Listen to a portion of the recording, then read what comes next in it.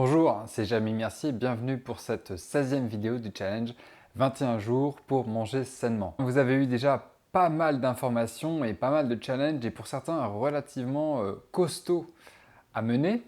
Je vous ai parlé de vos ennemis pour la vie, les produits laitiers, ensuite de votre deuxième ennemi public numéro 1, le gluten, et enfin de cette fameuse viande et poisson qui ne sont pas indispensables et que je vous invite à diminuer en quantité dans votre alimentation de façon drastique. Maintenant, il y en a certains qui vont dire « Ouais, mais ce que Jérémy demande de faire, c'est trop compliqué, c'est trop radical. » Ok, donc la question du jour, faut-il être radical?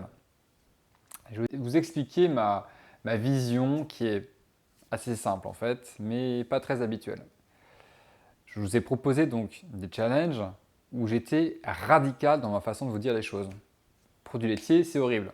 Hop, vous arrêtez complètement, faites l'expérience pendant 3 jours.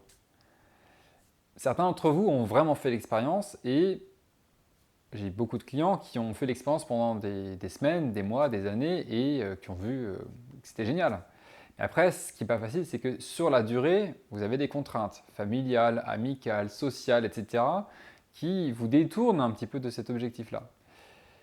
Pour moi, il est très important d'être radical sur la durée de l'expérimentation. Parce que je vois les choses comme une expérimentation. La vie, c'est une grande expérimentation et les petites expérimentations que je vous propose sont là pour vous faire prendre conscience de l'impact de certains aliments sur votre santé et votre énergie. Donc si vous faites l'expérimentation du sans lait, c'est sans lait du tout. Il n'y a pas à tergiverser, c'est sans lait. Autrement, vous ne saurez pas ce que ça fait ou pas sur votre santé.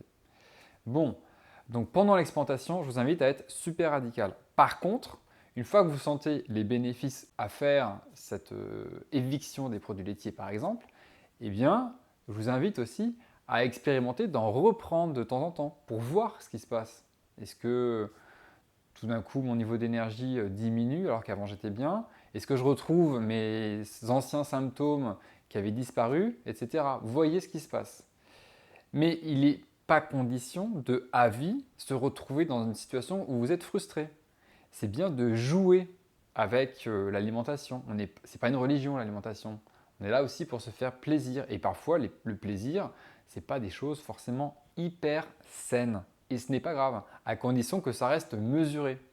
Donc moi, je suis plutôt partisan d'un radicalisme, d'une radicalité mesurée. C'est-à-dire qu'on peut être radical chez soi, par exemple, et quand on sort à l'extérieur, on est moins regardant. À condition qu'on ne sorte pas tous les jours et tous les repas, bien sûr. Ce que je vous propose aujourd'hui, c'est dans un premier temps de noter quels ont été les résultats de vos expérimentations sur le gluten, sur les produits laitiers et en ce moment peut-être sur la viande. Qu'est-ce que vous observez sur votre niveau d'énergie, sur votre santé? Est-ce que 3 jours déjà vous avez des changements? Est-ce que c'est pas suffisant et vous dites ah, ça serait peut-être bien de continuer un peu plus pour voir? Voilà, notez ce qui se passe et ce qui s'est déjà passé. Ensuite, voyez si vous seriez prêt à vous engager plus longtemps. Quels pourraient être les bénéfices sur votre santé? Vous vous souvenez de vos motivations, vos objectifs? Qu'est-ce que vous auriez à gagner à manger mieux? Mais aussi, qu'est-ce que vous perdriez? Parce que ça, c'est peut-être ça qui vous bloque aussi. Ou qui vous fait croire que ce serait radical ou c'est un trop gros changement, quoi. Qu'est-ce que vous perdriez?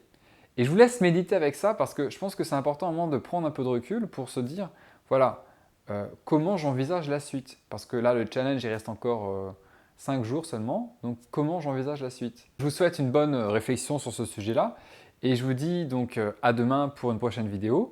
Et en attendant, vous pouvez donc liker, commenter la vidéo ci-dessous et je vous accompagne toujours pour ce travail qui consiste à vous aider à devenir le lobby de votre santé. Bonne journée et à demain!